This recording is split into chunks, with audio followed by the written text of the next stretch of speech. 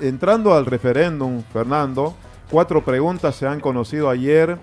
Vi tus publicaciones en redes sociales.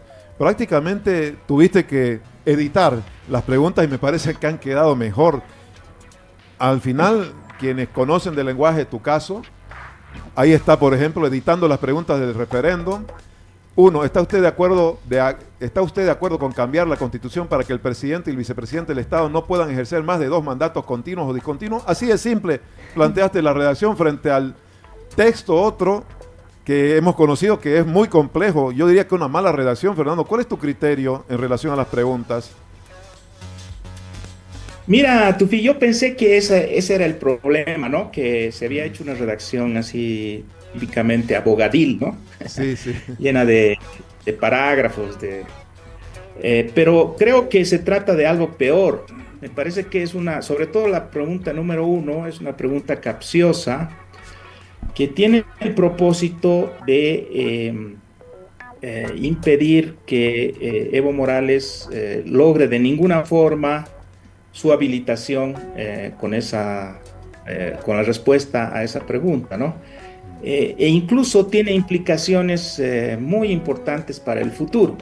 A ver, esto se me ocurrió leyendo un trabajo de nuestro colega Raúl Peñaranda, ¿no? Que hizo un análisis justamente de la pregunta número uno. Eh, y evidentemente luego escuchando al ministro Iván Lima, ¿no? Parece que la cosa va así. En primer lugar, el gobierno piensa que no hay reelección discontinua en este país, ¿no? O sea, la única forma de reelección que él acepta es la que está mencionada en la Constitución, que dice una vez reelección continua, ¿no? Entonces, lo que está preguntando en el referéndum es si queremos los bolivianos añadir a la Constitución esta posibilidad, es decir, la reelección discontinua, partiendo del supuesto de que no existe, de que no es posible, ¿no? En ese caso, si la pregunta que nos hace de añadir a la Constitución la discontinua saliera aprobada, es decir, la mayoría de la gente votara sí, entonces, bueno, Evo Morales podría candidatear, pero con un proceso previo, porque según la redacción, y dado que el referéndum no es constitucional, lo ha dicho Lima reiteradamente, simplemente consultivo, lo que decidiría un sí a esa pregunta es que se inicie un proceso de reforma constitucional, un segundo trámite, digamos, para incorporar la reelección discontinua como un derecho de los presidentes. Eso implicaría que el Parlamento tendría que aprobar de manera vinculante, porque el referéndum consultivo es vinculante, tendría que preparar una reforma constitucional. Y esa reforma constitucional ir a un segundo referéndum, ¿no? Lo cual nos pondría en una situación muy complicada, porque ese segundo referéndum constitucional podría contradecir este primer referéndum consultivo, ¿no? O sea que estamos Sí, en un sí. camino muy, muy complicado. Enredado. Si la gente vota no, aquí atención a Sí. esto, ¿no? Eso es lo que sacaba Raúl Peñaranda.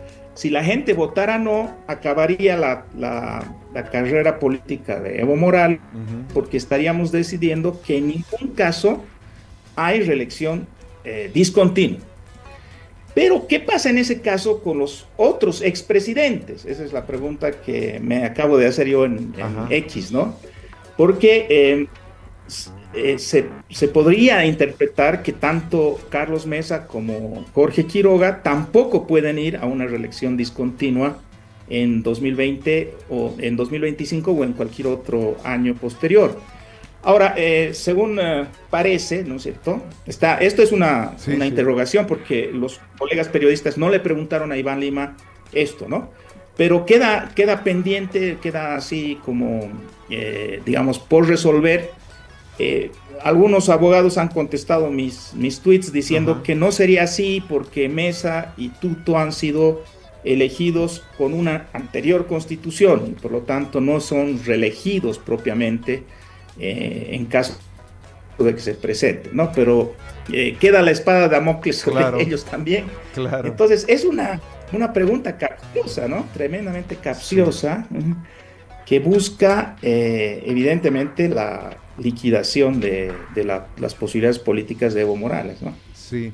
Ahora, Fernando, la verdad que hay que leer tus X porque has redactado de manera simple, has hecho el ejercicio y son muy interesantes, es muy interesante el ejercicio que has hecho. Desde ese punto de vista, Fernando, el Tribunal Supremo Electoral tiene 72 horas para pronunciarse con 3 requisitos para aprobar si se aprueba más allá del análisis constitucional. El requisito es que las preguntas sean claras, sean precisas y sean imparciales. ¿En tu análisis reúnen esas condiciones o tiene que devolverlas el Tribunal Supremo Electoral para que se vuelvan a redactar? No, la primera es totalmente dirigida, como te digo, es un intento, a mí me parece, no diré fraudulento, pero capcioso, sesgado, ¿no es cierto?, de hacer votar a la gente una cosa que no va a entender bien.